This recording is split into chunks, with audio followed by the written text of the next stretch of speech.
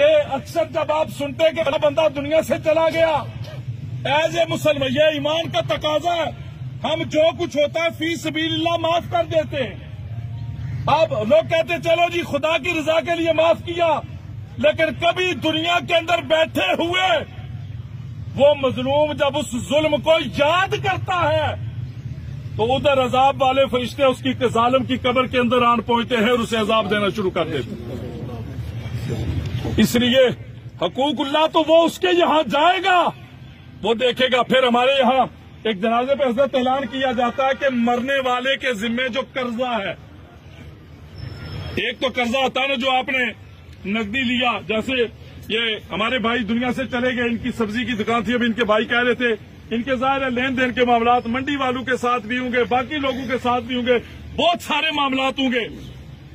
وقتی طور پر آپ ایسے کریں، اگر کہیں یہاں پہ ان کے جتنے لین دینے والے موجود ہیں، وقتی طور پر آپ فی سبیل اللہ اسے معاف کر دیں۔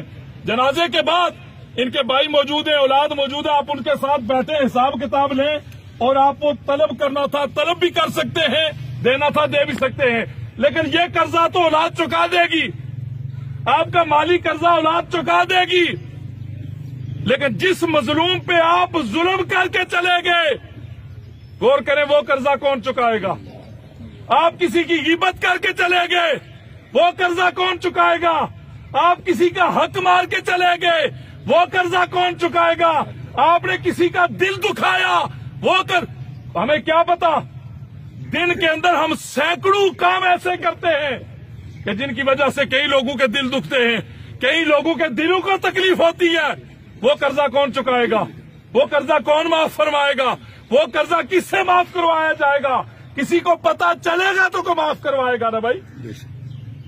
اس لیے یہ بات یاد رکھیے، یہ برزخ کے معاملات اللہ پاک کرم فرمائے، میرے کریم نے فرمایا پناہ مانگو، اس سے پناہ مانگو۔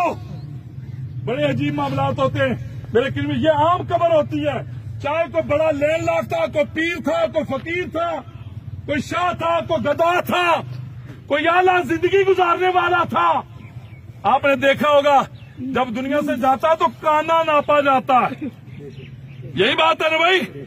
کبھی ایسا ہوا کہ 5 کنال میں رہنے والا، اس کی قبر بھی 5 کنال کے اندر کھودی جائے، اور 1 کوارٹر کے اندر رہنے والا اس کی قبر بھی چھوٹی کھودی جائے؟ نہیں، وہ کوئی بڑا تھا یا چھوٹا تھا، کانا ناپا جاتا ہے۔ 4 انگلی سر والی سائڈ سے، 4 پیر والی سائڈ سے 2.5 فٹ اس کی گہرائی ہوتی ہے۔